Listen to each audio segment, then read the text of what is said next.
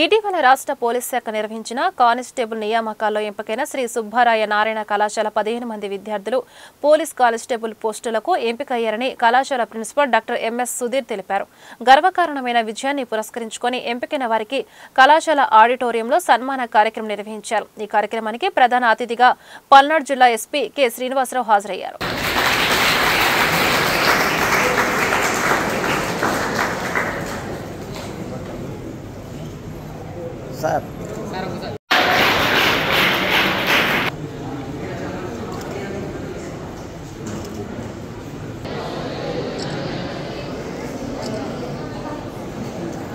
My hearty congratulations to the students who secured the jobs in the police department as well as in Agniveer also, and all my dear students.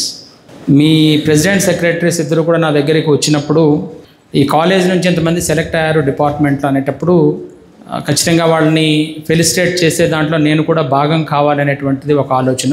ఏమైనా ఉన్నా ఎవరికైనా అలవాటు? బాయ్స్లో smoking always kills you, అది బాగా గుర్తుపెట్టుకోండి. అట్లాగే liquor కూడా, liquor ఒకప్పుడు ఎక్కడెక్కడో ఇళ్లలో అక్కడక్కడ తాగుతూ ఉండేవారు.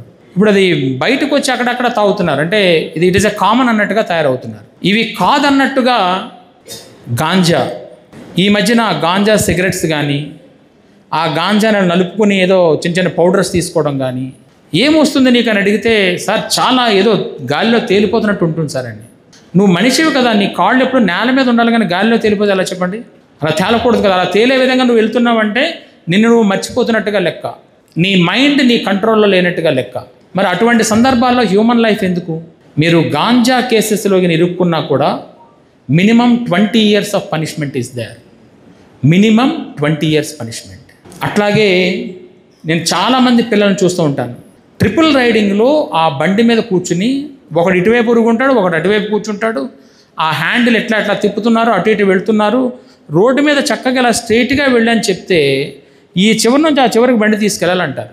మీరు చేసేటువంటి బండికి అంత మేనవరబిలిటీ లేదు. ఆ బైక్స్కి అనుగుణమైనటువంటి రోడ్స్ కూడా ఉండాలి.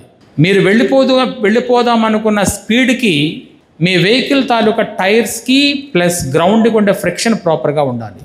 లేకపోతే మీరు ఆ సెంట్రిఫ్యూగల్ అండ్ సెంట్రిపెటల్ ఫోర్సెస్ అని చదువుకుంటారు, అవి డిఫరెన్స్ వస్తే ఆటోమేటిక్గా పడతారు. పడిన దగ్గర కొంతమంది పిల్లలు హెడ్ ఇంజరీస్తో చనిపోతున్నారు, కొంతమందికి డిఫార్మిటీస్ ఏర్పడుతున్నాయి. ఇప్పుడు ఎన్సీసీ పిల్లలు ఉన్నారు, రిపబ్లిక్ డే పరేడ్కి అటెండ్ అవ్వాలని కోరిక. రిపబ్లిక్ డే పరేడ్కి వెళ్తున్నప్పుడు ఈ పిల్లలు చేస్తున్న కమాండ్ కానీ, వాళ్ళు చేస్తున్న ఫుట్ వర్క్ కానీ, వాళ్ళు వేస్తున్నటువంటి స్టెప్స్ కానీ, వాళ్ళ లెగ్ ఎంతవరకు రైజ్ చేస్తున్నారని కానీ, హ్యాండ్ మూమెంట్ కరెక్ట్గా ఉందా లేదా అని కానీ, వాళ్ళు సెల్యూట్ ఇస్తున్నప్పుడు కరెక్ట్గా డౌన్ చేస్తున్నారా లేదని కానీ, everything will be in the count. So వాళ్ళు ఫిట్గా ఉండి బాడీ చక్కగా ఉంటేనే వాళ్ళు ఆ పరేడ్లో చేయగలుగుతారు.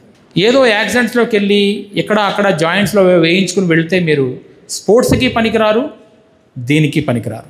ఈరోజు కార్యక్రమం ఏంటంటే మన కాలేజీలో చదువుకున్న విద్యార్థులకు 14 మందికి మరి కానిస్టేబుల్స్గా, అట్లాగే ఇద్దరు, ఒకళ్ళు ఆర్మీ ఒకళ్ళు సిఆర్పిఎఫ్ మరి రావటం మన కాలేజీకి విద్యార్థులకి అందరికి కూడా గర్వకారణంగా చెప్తూ, వాళ్ళందరినీ కూడా ముఖ్యంగా మా ఉద్దేశం విజయ్ గారిది, మేము కూడా ఆ ఉద్యోగాలు సంపాదించుకున్న వారికి మన ఎస్పీ గారి చేత మరి వారికి సన్మాన కార్యక్రమం ఈ రోజున పెట్టడం మీ అదృష్టం కూడా భావిస్తున్నాం.